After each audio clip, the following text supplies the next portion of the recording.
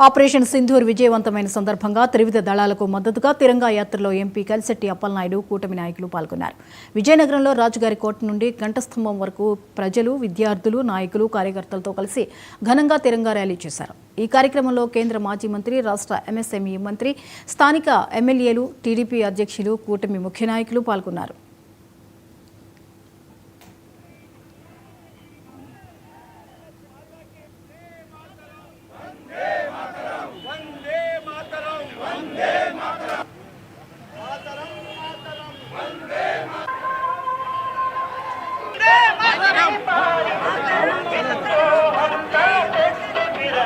भारत माता की जय जय जय जय जय जय माता भारत भारत भारत माता वंदे ఈ ర్యాలీలో ముఖ్యంగా మన గమనించి ప్రజలందరికీ చెప్పాల్సింది ఏంటంటే భారతదేశం అంటే ఒక ఐక్యత అన్నది.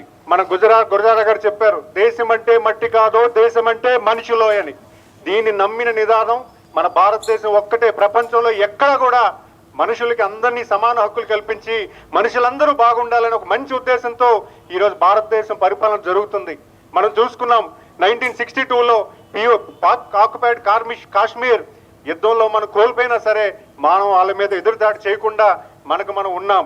ఈ రోజు ఇన్ని రోజులుగా మనందరినీ కూడా భారతదేశాన్ని వాళ్ళు ఇబ్బంది పెడుతూ కాశ్మీర్లో ఉన్నటువంటి ప్రజానికానికి చాలా ఇబ్బంది చేసినా కూడా ఎవరు పట్టించుకోలేరు.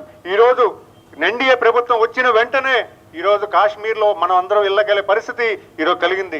మనం చూస్తున్నాం ఆర్టికల్ 317 రద్దు చేయడంతో పాటు ఈరోజు ప్రతి ఒక్కరూ కూడా కాశ్మీర్లో ఉన్న వాళ్ళందరూ కూడా రోడ్డు మీదకి వచ్చి ఈరోజు మన భారతదేశం పట్ల నిలబడి ఈరోజు భారతదేశానికి అండగా నిల్చొని ఎట్టి పరిస్థితుల్లో మా అందరికీ కూడా మీరు భారతదేశం నిలబడాలని కోరుతూ ఈరోజు పెద్ద ఎత్తున సహకారాన్ని అందించిందంటే అది మోడీ గారు, ఎన్డీఏ ప్రభుత్వం చెప్పడంలో ఎటువంటి సందేహం లేదు.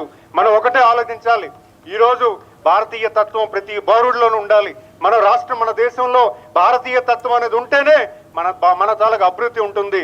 ఖచ్చితంగా మనం సోదరులు నాగార్జున గారు చెప్పినట్టు మనకు అన్ని కులాలు ఉన్నా, ఎన్ని మతాలు ఉన్నా అందరం కూడా ఒక్కరే, మన అందరం కూడా భారతీయులమే అనే నినాదంతో ఈరోజు భావితరాలకు మంచి దేశాన్ని అందిస్తే ఖచ్చితంగా ఈరోజు మనకు ఆర్మీ కానీ, నావీ కానీ, ఎయిర్ ఫోర్స్ లాంటి పెద్ద సైనికులు ఈరోజు మన రాష్ట్రానికి, మన దేశానికి యువ నాయకత్వం ఈరోజు వచ్చే పరిస్థితి ఉంటుంది.